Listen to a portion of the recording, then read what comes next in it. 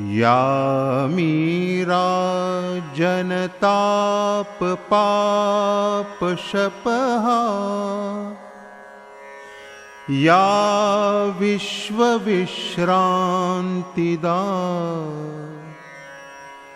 या मीरा नवयोग मोक्ष पथदा या जन्म जन्मार्तिहा या मीरा यतिमानसोन्मुकुलिनी या सच्चिदानन्दिनी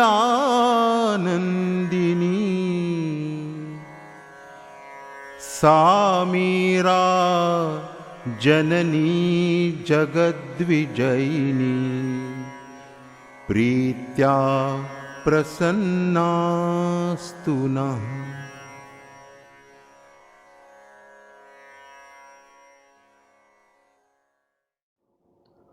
Om Namo Bhagavate Sri Arabindaya. Savitri, Book 10, The Book of the Double Twilight. Canto 3rd, The Debate of Love and Death.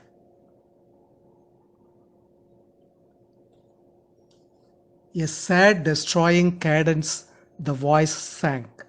It seemed to lead the advancing march of life into some still original inane.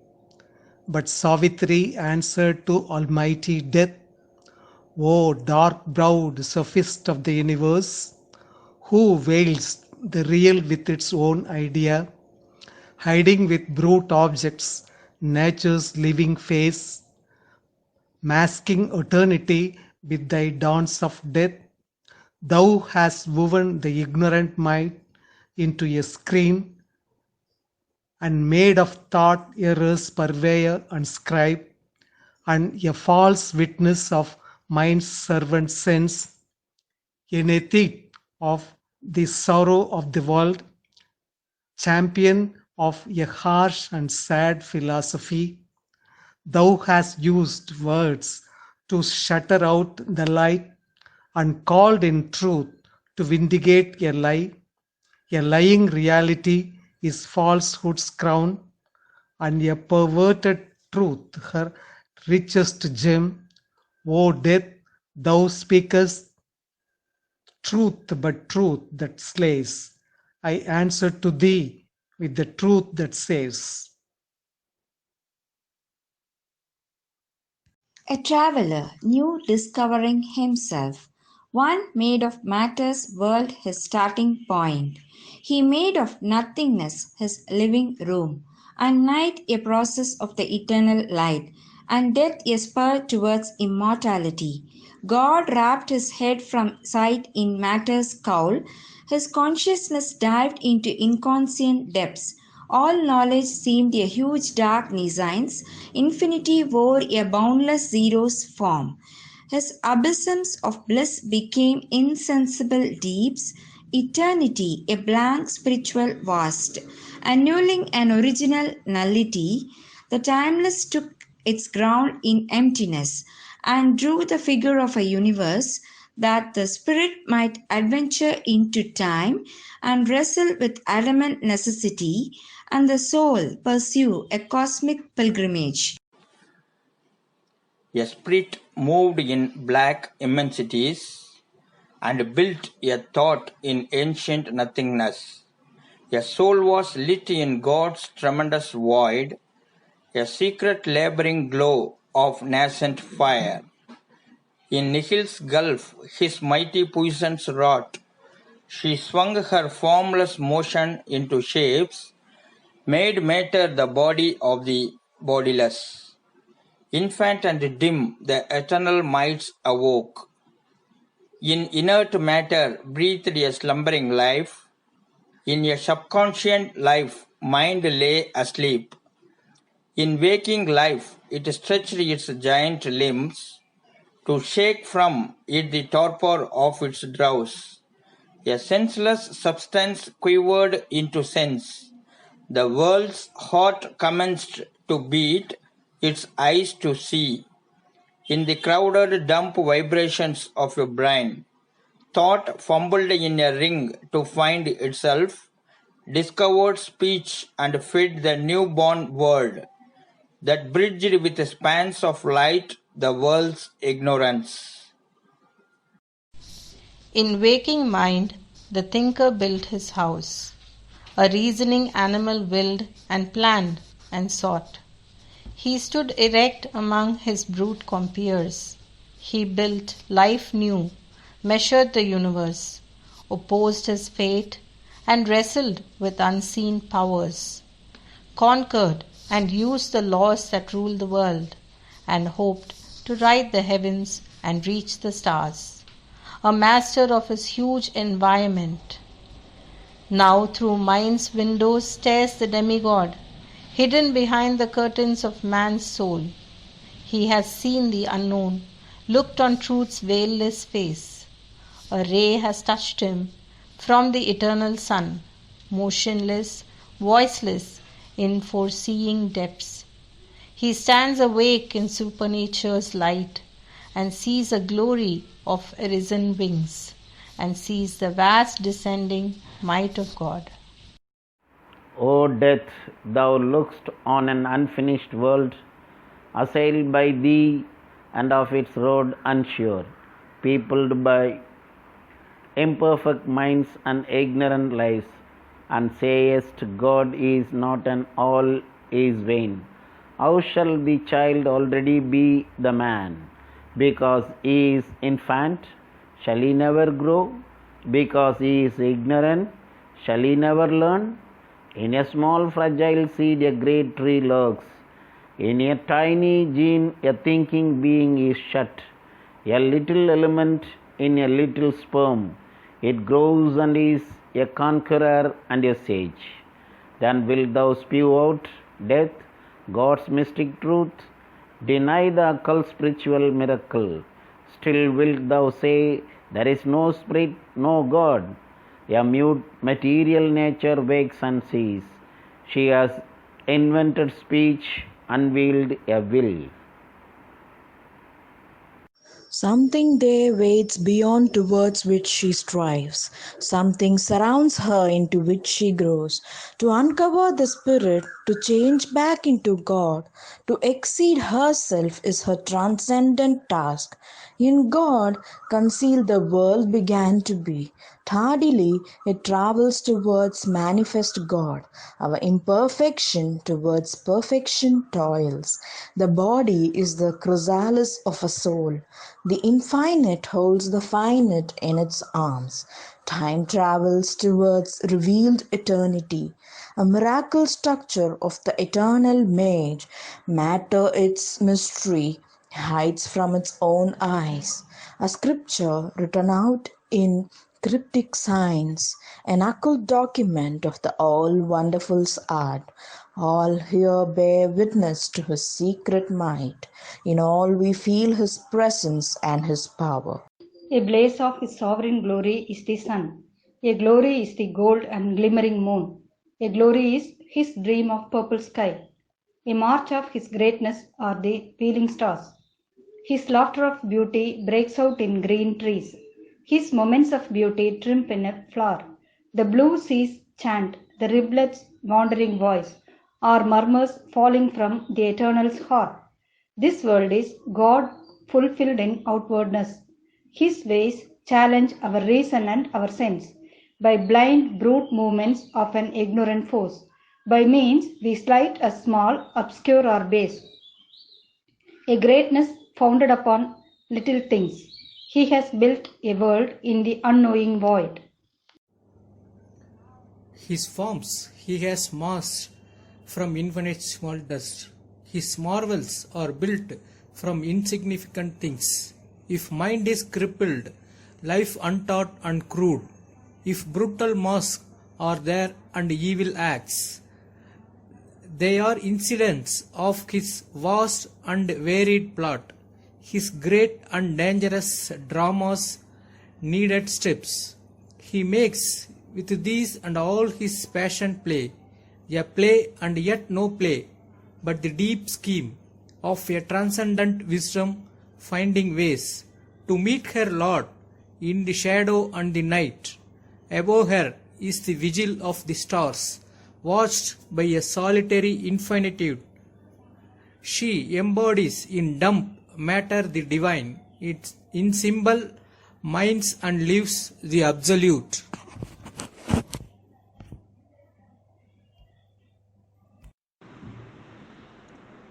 A miracle monger, her mechanical craft.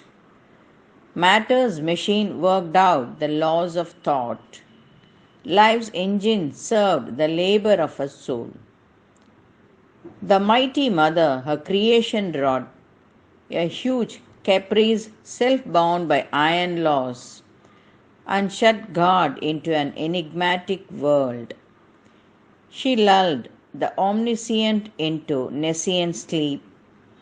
Omnipotence on inertia's back she drove, trod perfectly with divine unconscious steps the enormous circle of her wonder works. Immortality assured itself by death. The Eternal's face was seen through drifts of time. His knowledge he disguised as ignorance, his good he sowed in evil's monstrous bed, made error a door by which truth could enter in, his plant of bliss watered with sorrow's tears. A thousand aspects point back to the one, a dual nature covered the unique. In this meeting of the Eternal's mingling mosques, this tangled dance of passionate contraries, locking like lovers in a forbidden embrace, the quarrel of their lost identity, through this wrestle and wrangle of the extremes of power, Earth's millions roads struggled towards deity. All stumbled on behind a stumbling guide, yet every stumble is a needed pace on unknown routes to an unknowable goal. All blundered and straggled towards the one divine. As if transmuted by a titan spell, the eternal powers assumed a dubious phase. Ideals of an oblique divinity, they wore the edge of animal or troll, assumed years of the fawn, the satyr's woof, or arbor the demoniac in their gaze.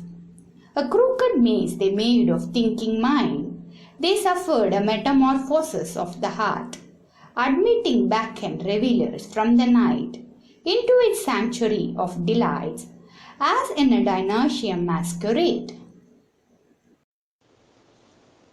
On the highways, in the gardens of the world, they wallowed oblivious of their divine paths, as drunkards of a dire Circean wine, or a child who sprawls and sports in nature's mire.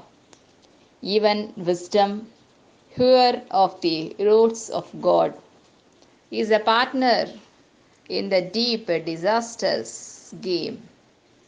Lost is the pilgrim's wallet and the script. She fails to read the map and watch the star. A poor, self-righteous virtue is her stock, and reason's pragmatic grope or abstract sight, or the technique of a brief hour's success, she teaches an usher in utilities school. On the ocean surface of vast consciousness, small thoughts in shoals are fished up into a net, but the great truths escape her narrow cast. Guarded from vision by creation's depths, obscure they swim in blind enormous gulfs, safe from the little sounding leads of mind, too far for the puny diver's shallow plunge. Our mortal vision peers with ignorant eyes. It has no gaze on the deep heart of things. A knowledge walks leaning on error's staff, a worshipper of false dogmas and false gods, or fanatic of a fierce, intolerant creed, or a seeker doubting every truth he finds, a skeptic facing light with adamant no, or chilling the heart with dry, ironic smile, a cynic stamping out the God in man, a darkness wallows in the paths of time, or lifts its giant head to blot the stars. It makes a cloud of the interpreting mind, and intercepts the oracles of the sun. Yet light is there. It stands at nature's door. It holds a torch to lead the traveller in. It waits to be kindled in our secret cells. It is a star lighting an ignorant sea, a lamp upon our poop piercing the night. As knowledge grows, light flames up from within. It is a shining warrior in the mind, an eagle of dreams in the divining heart, an armor in the fight, a bow of God. Then larger dawns arrive, and wisdom's pomps cross through the being's dim, half-lighted fields. Philosophy climbs up thought's cloud-banked peaks, and science tears out nature's occult powers. Enormous djinns who serve a dwarf's small needs, exposes the sealed minutiae of her art, and conquers her by her own captive force. On heights unreached by mind's most daring soar, upon a dangerous edge of failing time, the soul draws back into its deathless self.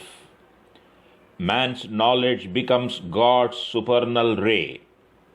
There is the mystic realm whence leaps the power, whose fire burns in the eyes of seer and sage. A lightning flash of visionary sight, it plays upon an inward verge of mind. Thought silenced gazes into a brilliant void. A voice comes down from mystic unseen peaks, a cry of splendor from a mouth of storm. It is the voice that speaks to nights profound. It is the thunder and the flaming call. Above the plains that climb from nascent earth, a hand is lifted towards the invisible realm. Beyond the superconscious blinding line, and plucks away the screens of the unknown. A spirit within looks into the eternal's eyes. It hears the world to which our hearts were deaf. It sees through the blaze in which our thoughts grew blind.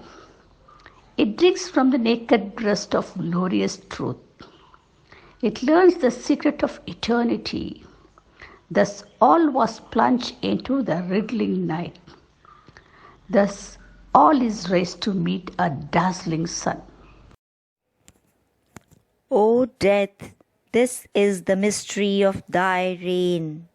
In earth's anomalous and magic field, carried in its aimless journey by the sun, mid the forced marches of the great dumb stars, a darkness occupied the fields of God, and matter's world was governed by thy shape. Thy mask has covered the Eternal's face. The bliss that made the world has fallen asleep. Abandoned in the vast, she slumbered on. An evil transmutation overtook her members till she knew herself no more.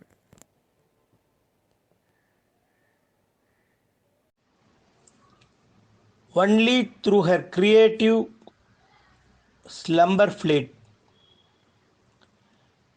frail memories of the joy and beauty meant under the sky's blue of mid-green scarfed trees, and happy squanderings of scents and hues in the field of the golden promenade of the sun, and the vigil of the dream light of the stars, amid high meditating heads of hills, on the bosom of voluptuous rain-kissed earth, and by the sapphire tumblings of the sea. But now the primal innocence is lost, and death and ignorance govern the mortal world, and nature's visage wears a greyer hue. Earth still has kept her earlier charm and grace. The grandeur and the beauty still are hers, but veiled is the divine inhabitant. The souls of men have wandered from the light, and the greater mother turns away her face. The eyes of the creatric bliss are closed, and sorrow's touch has found her in her dreams. As she turns and tosses on her bed of void, because she cannot wake and find herself, and cannot build again her perfect shape, oblivious of her nature and her state, forgetting her instinct of felicity, forgetting to create a world of joy, she weeps and makes her creatures' eyes to weep, testing with sorrow's edge her children's breasts. She spends on life's vain waste of hope and toil the poignant luxury of grief and tears. In the nightmare change of her half-conscious dream, tortured herself and torturing by her touch, she comes to our heart and bodies and our lives, wearing a hard and cruel mask of pain. Our nature, twisted by the abortive birth, returns very answers to life's questioning shock, and acrid relish finds in the world's pangs. Drink the sharp wine of grief's perversity. A curse is laid on the pure joy of life, delight, God's sweetest sign and beauty's twin, dreaded by aspiring saint and austere sage, is shunned, a dangerous and ambiguous cheat, a specious trick of an infernal power.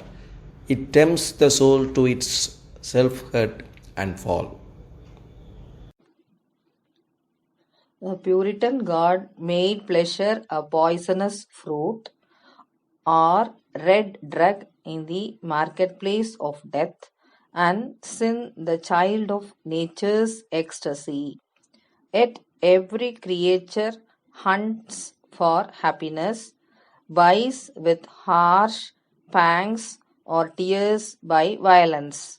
From the dull breast of the inanimate globe, some fragment or some broken shard of bliss.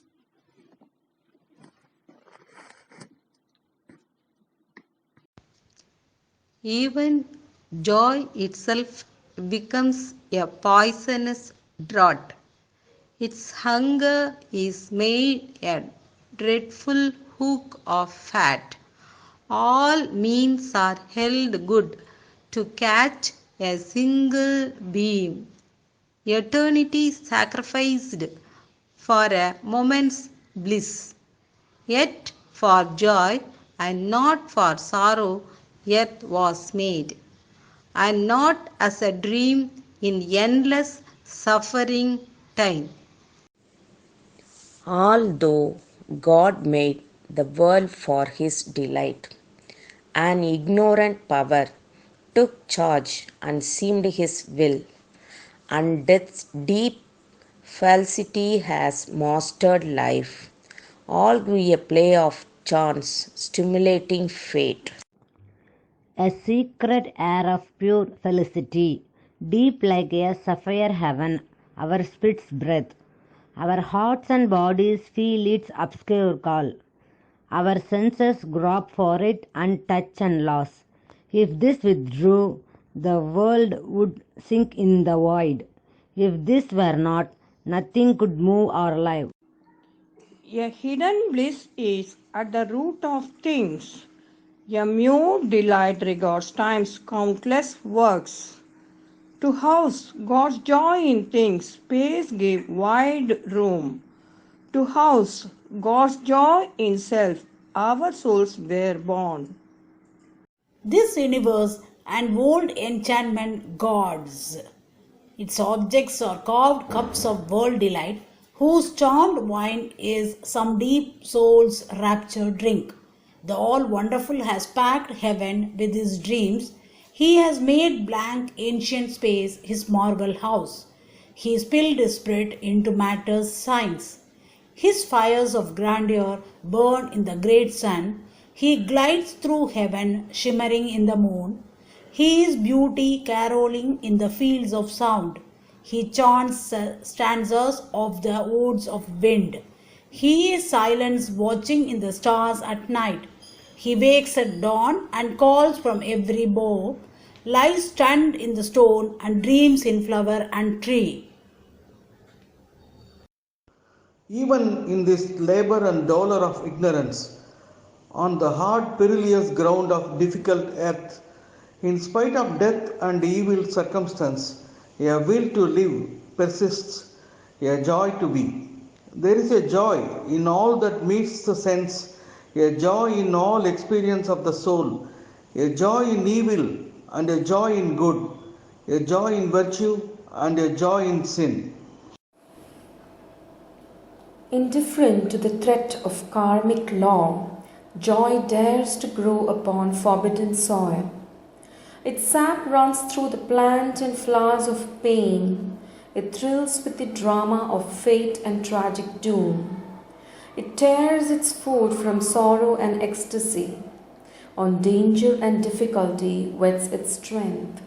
It wallows with the reptile and the worm, and lifts its head unequal of the stars. It shares the fairies' dance, dines with the gnome. It basks in the light and heat of many suns, the sun of beauty and the sun of power. Flatter and foster it with golden beams, it grows towards the Titan and the gods. On earth it lingers, drinking its deep fill, through the symbol of her pleasure and her pain, of the grapes of heaven and the flowers of the abyss, of the flame stabs and the torment craft of hell, and dim fragments of the glory of paradise, in the small paltry pleasures of man's life.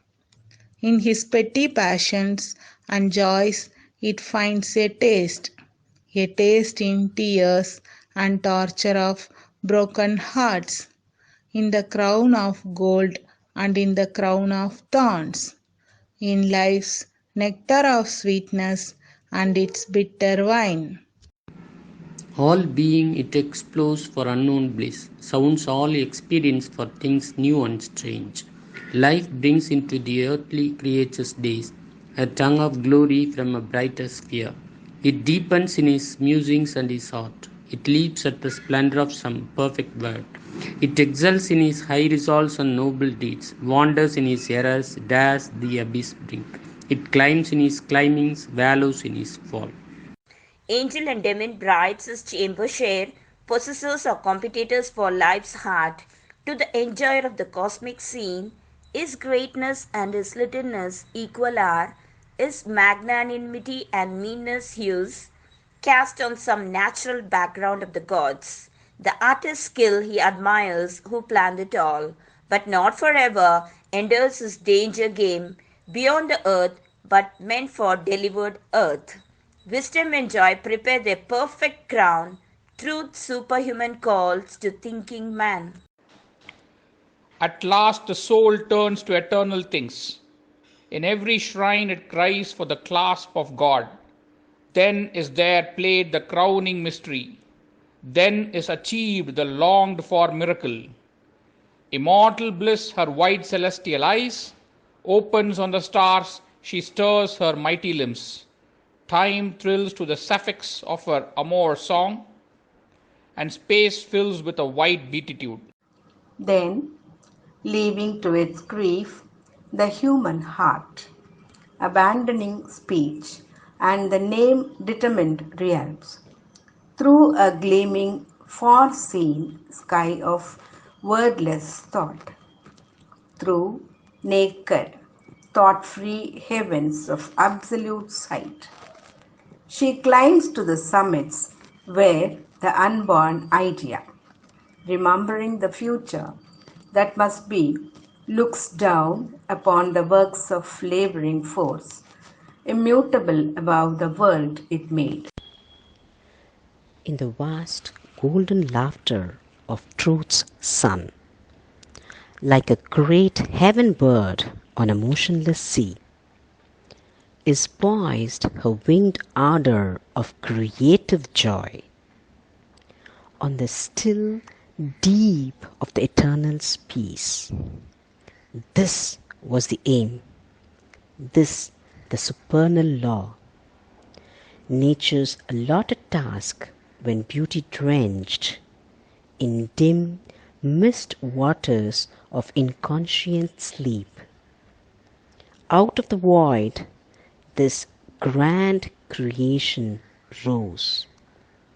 For this, the Spirit came into the abyss and charged with its power matter's unknowing force. In night's bare session to cathedral light, in death's realm repatriate immortality. A mystic slow transfiguration works. All our earth starts from mud and ends in sky. And love that was once an animal's desire, then a sweet madness in the rapturous heart, an ardent comradeship in the happy mind, becomes a wide spiritual yearning space. A lonely soul passions for the alone. The heart that loved man thrills to the love of God.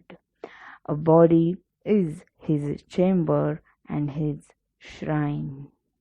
Then is our being rescued from separateness. All is itself, all is new felt in God.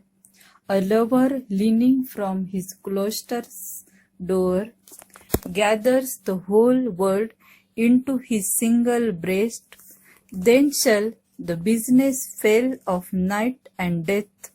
When unity is won, when strife is lost, and all is known, and all is clasped by love, who would turn back to ignorance and pain? O death, I have triumphed over thee within. I quiver no more with the assault of grief.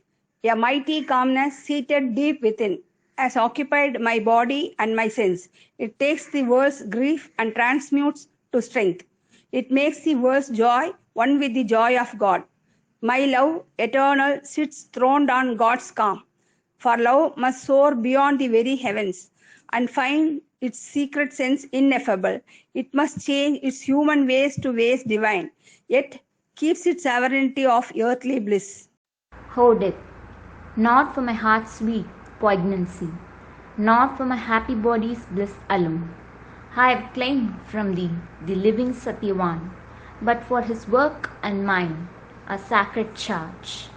Our lives are God's messengers beneath the stars.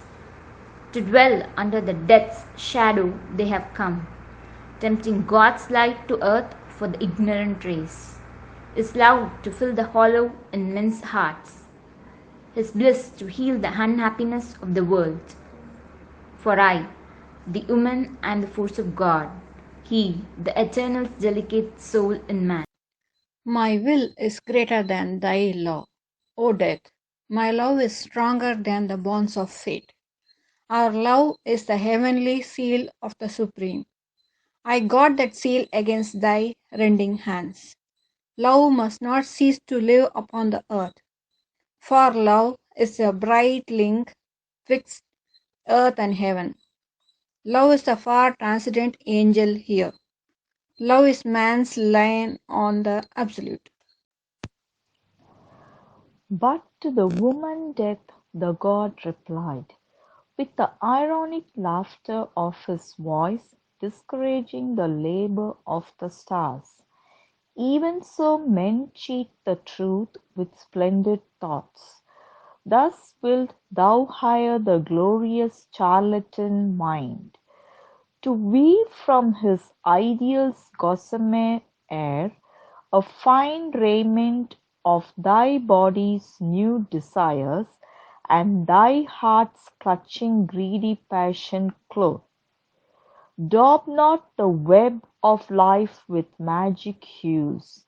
Make rather thy thought a plain and faithful glass, reflecting matter and mortality, and know thy soul a product of the flesh, a made-up self in a constructed world. Thy words are large murmurs in a mystic dream. For how in the soiled heart of man could dwell the immaculate grandeur of thy dream-built God, or who can see a face and form divine in the naked two-legged worm thou callest man? O human face, put off mind-painted mask, the animal be the worm that nature meant. Accept thy futile birth, thy narrow life. For truth is bare like stone and hard like death, bare in the bareness, hard with truth, hardness life. But Savitri replied to the dire god, yes, I am human, yet shall man be by me. Since in humanity waits his hour the god, trample thee down to reach the immortal heights, transcending grief and pain and fate and death.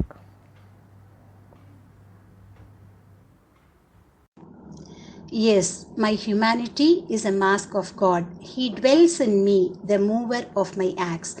Turning the great wheel of his cosmic work, I am the living body of his light.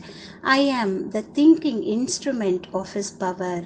I incarnate wisdom in an earthly breast. I am his conquering and unslayable will. The formless spirit drew in me its shape. In me are the nameless and the secret name.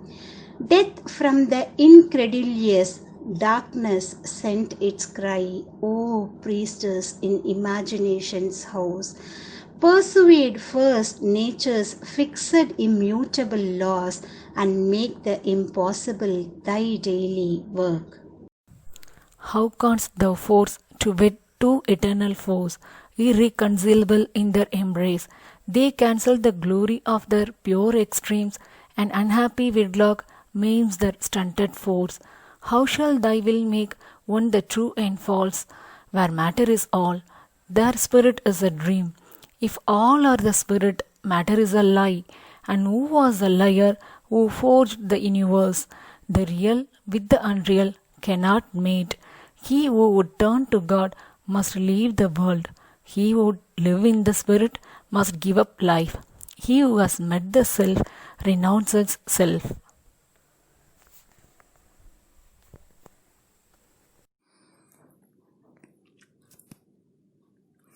The voyagers of the million routes of mind, who have travelled through existence to its end, sages exploring the world ocean's vasts, have found extinction the sole harbour safe. Two only are the doors of man's escape: death of his body matters, gate to peace; death of his soul, his last felicity. In me all take refuge, for I, death, am God. But Savitri replied to mighty death, my heart is wiser than the reason's thoughts. My heart is stronger than thy bonds, O death. It sees and feels the one heartbeat in all. It feels the high transcendence, sun-like hands. It sees the cosmic spirit at its work. In the dim night it lies alone with God. My heart's strength can carry the grief of the universe and never falter from its luminous track. Its wide tremendous orbit through God's peace. It can drink up the sea of all delight and never lose the wide spiritual touch, the calm that broods in the deep infinite. He said, art, though indeed so strong, O heart, O soul, so free, and canst thou gather then bright pleasure from my wayside flowering boughs, yet falter not from thy hard journey's goal, meet the world's dangerous touch and never fall. Show me thy strength and freedom from my loss. But Savitri answered, surely I shall find, among the green and whispering woods of life, close bosomed bliss, only mine since his, or mine for him, because our joys are one. And if I linger, time is ours and God's. And if I fall, is not his hand near mine? All is a single plan. Each wayside act deepens the soul's response, brings nearer the goal. Death, the contemptuous Nikhil, answered her, so prove thy absolute force to the wise gods, by choosing earthly joy for self-demand, and yet from self and its gross mask live free.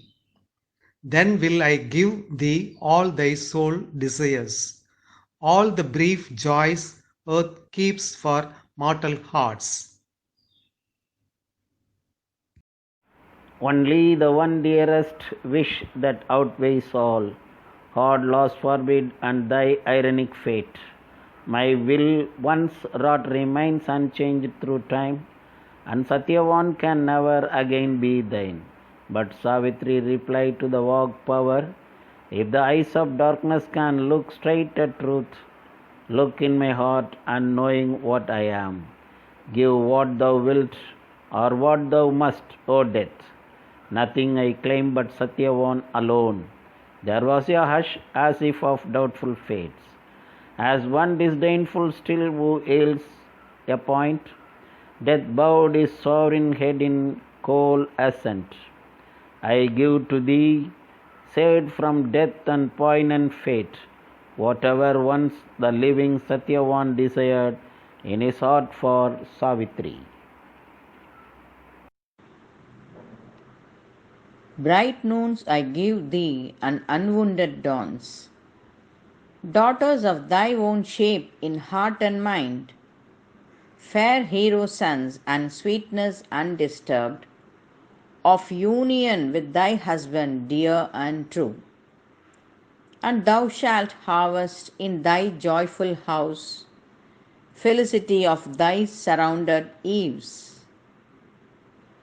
Love shall bind by thee many gathered hearts. The opposite sweetness in thy days shall meet, of tender service to thy life's desired, and loving empire over all thy loved. Two poles of bliss made one, O Savitri. Return, O child, to thy forsaken earth. But Savitri replied, thy gifts resist, earth cannot flower, if only I return. Then Death sent forth once more his angry cry, as chides a lion his escaping prey. What know'st thou of earth's rich and changing life? Who think'st that one man death all joy must cease? Hope not to be unhappy till the end, for grief dies soon in the tired human heart. Soon other guests the empty chambers fill. A transient painting on a holiday's floor, traced for a moment's beauty, love was made. Or if a voyager on the eternal trail, its objects fluent change in its embrace, like waves to a swimmer upon infinite seas. But Savitri replied to the vague god, "Give me back Satyavan, my only lord. Thy thoughts are vacant to my soul that feels the deep eternal truth in transient things." Death answered her, "Return and try thy soul. Soon shalt thou find a peace that other men on lavish earth have beauty, strength, and truth.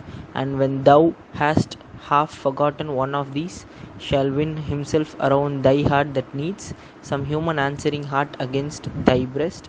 For who, being mortal, can dwell glad alone? Then Satyavan shall glide into the past, a gentle memory pushed away from thee by new love and thy children's tender hands, till thou shalt wonder in thou lov'dst at all.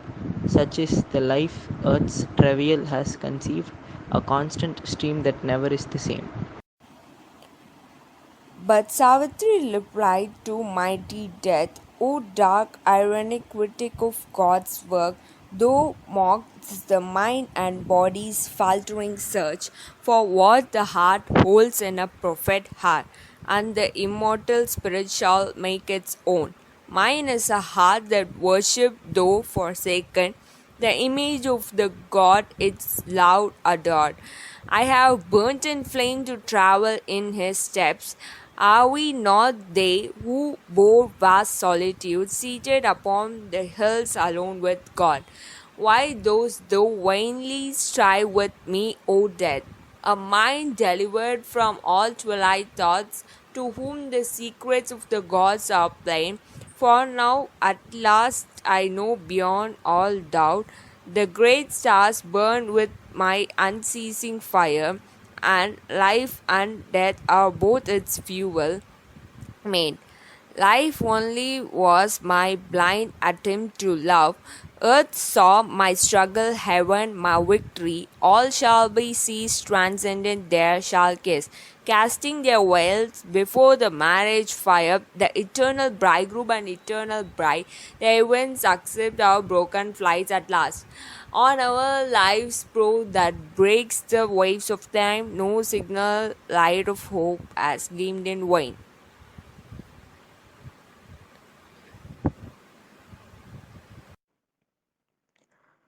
She spoke, the boundless members of the god, as if by secret ecstasy assailed, shuddered in silence as obscurely stir oceans dim, fields delivered to the moon, then lifted up as by a sudden wind. Around her in that vague and glimmering whirl, the twilight trembled like a bursting veil. Thus, with armed speech, the great opponents strove around those spirits in the glittering mist. A deepening half-light fled with pearly wings, as if to reach some far ideal morn. Outlined our thoughts flew through the gleaming haze, mingling bright pinion with its lights and veils, and all her words, like dazzling jewels, were caught into the glow of a mysterious world, or trickled in the rainbow shifting of its hues, like echoes swarm fainting into far sound.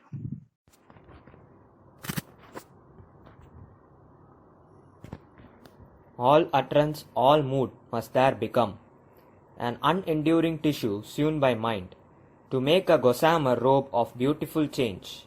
Intent upon her silent will, she walked on the dim grass of vague, unreal plains, a floating wheel of visions in her front, a trailing robe of dreams behind her feet.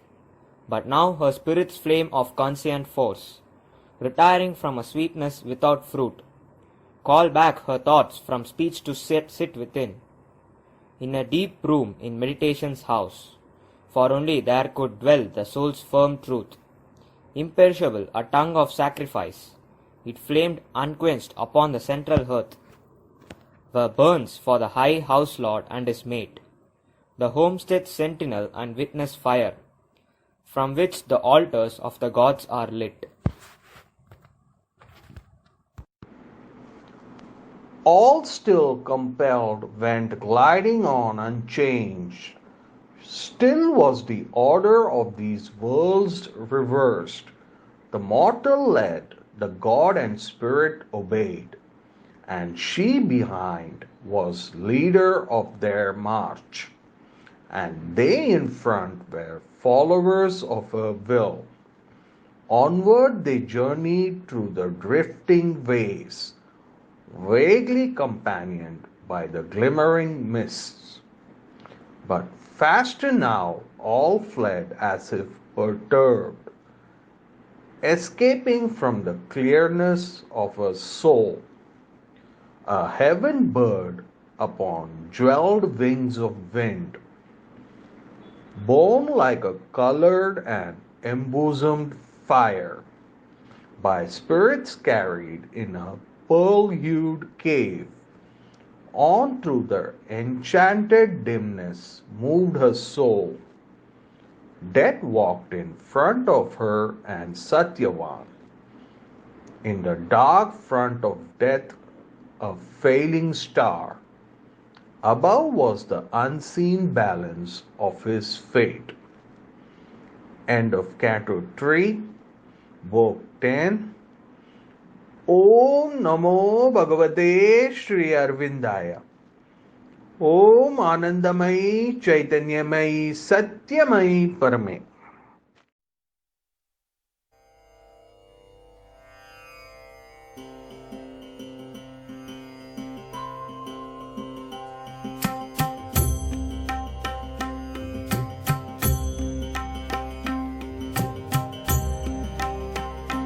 Jai Jai Ma, Jai Ma,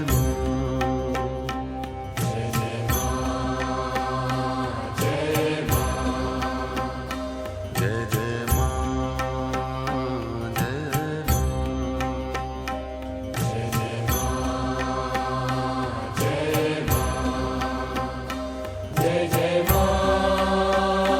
Jai Ma, Jai Jai Ma, Jai Ma, Jai Jai Ma, Jai Ma,